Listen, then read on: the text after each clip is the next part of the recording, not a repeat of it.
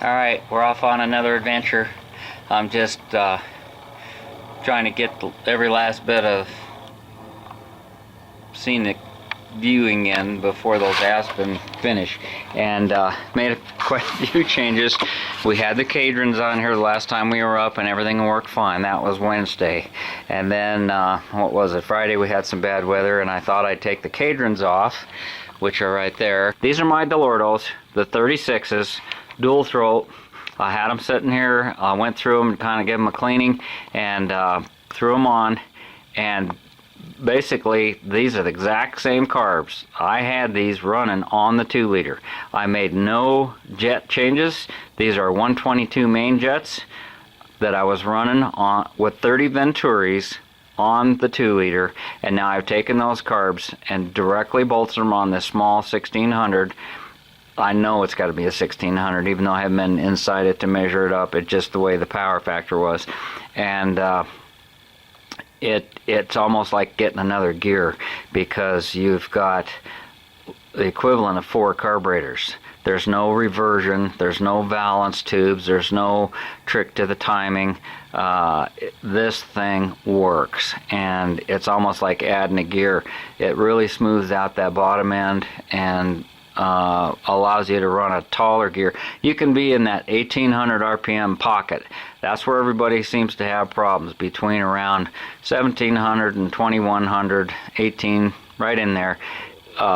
It'll surge and buck and you'll feel it. And if you're got the radio on and you're talking to somebody, it doesn't make any difference. But if you're kind of a mechanical type person and are listening for it, it'll drive you nuts. But these carburetors work really good, and I'm real happy with it. I did keep the regulator on. This has got the electric fuel pump, which really kind of cleans up the base of the engine here, not having that fuel pump and all that clutter of the intake manifold and all that stuff in there. So pay attention as we're driving as to the sound of the exhaust, the sound of the engine, and you'll see what I mean as far as going through stuff, rough stuff, and that type of thing. So let's get started. Okay, 5 days after my Aspen series later,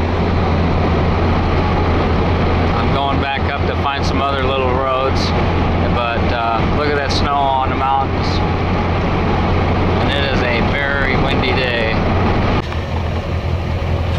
Well, looks like they got some snow.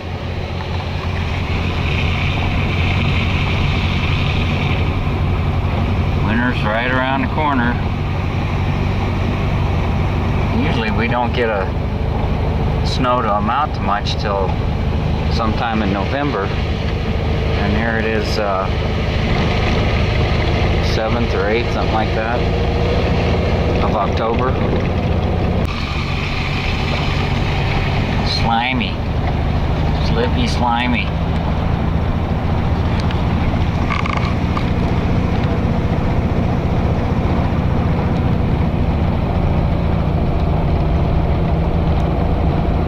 And I didn't bring stuff to clean my windshield.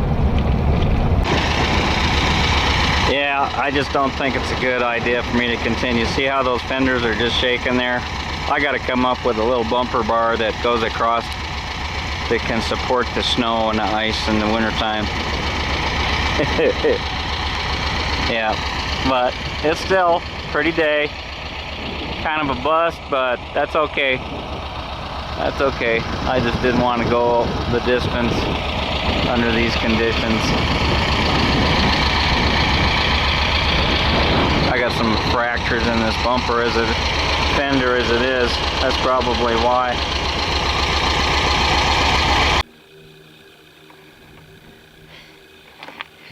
Get all that washboard and some of the mud actually came off.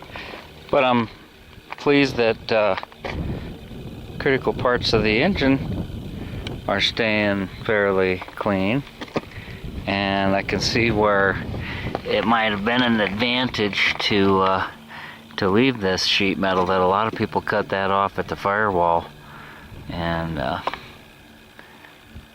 That'll all come off at the car wash pretty easy, but... So, on the way home, took a fork in the road, looked on the map, and brought me up out of the valley. We were off there in the distance, up there on the flat ground on the plains in the snow, but managed to come over this way, and oh my goodness, not a bad road. It was washed out pretty bad at the bottom. Didn't know if I was going to keep going, but look at this gorgeous meadow.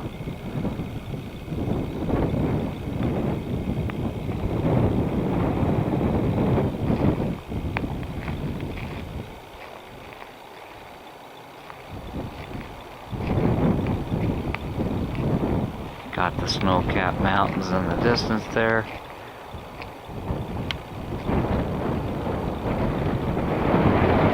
Just not all this grass up here. It's like, how did that happen? There is a fence out there, but I wonder if this is man-made or what. It just all out of place, you know what I mean?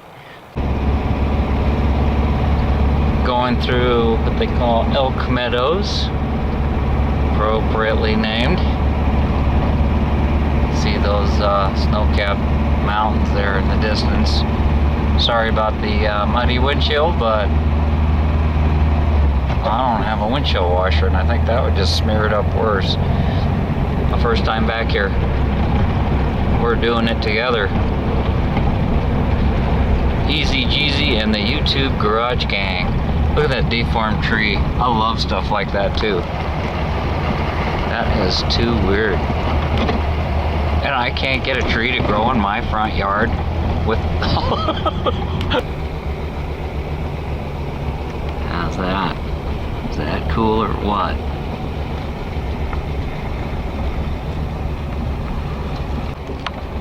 Well, this obviously got washed out in the rain. Well, like I was starting to say, the nice thing about these back roads is that you change a season or go the opposite direction, it just looks as awesome every time you see it. And this is some sort of a community that lives up here. Rich bastards. Because I see these neighborhood watch signs. Next one I see, maybe I'll turn on the camera, but it just doesn't seem... I haven't seen a person yet. I've had 2 vehicles pass me in quite a few miles, but here it is, the weekend with the fall colors. Not that far from a big city, and nobody out.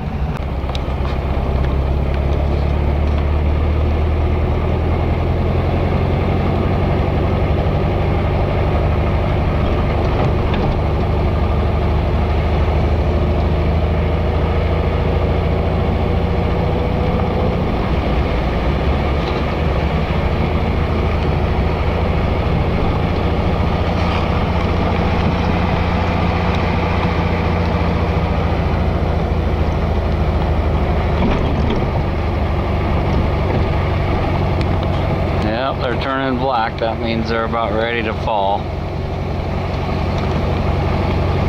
Doesn't look like they got snow over here. That first area we went to sure did.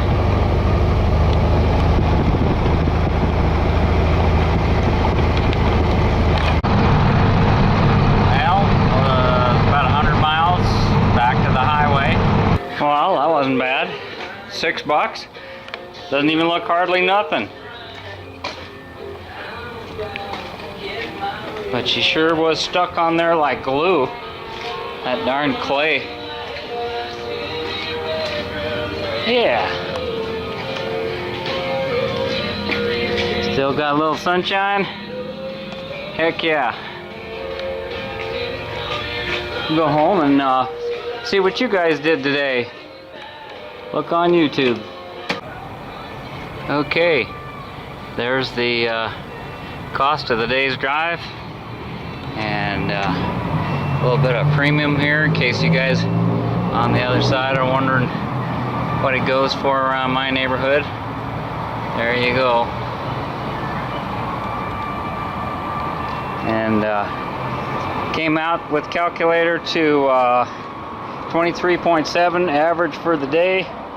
Mixed driving, I would call it. A lot of low speed and some highway.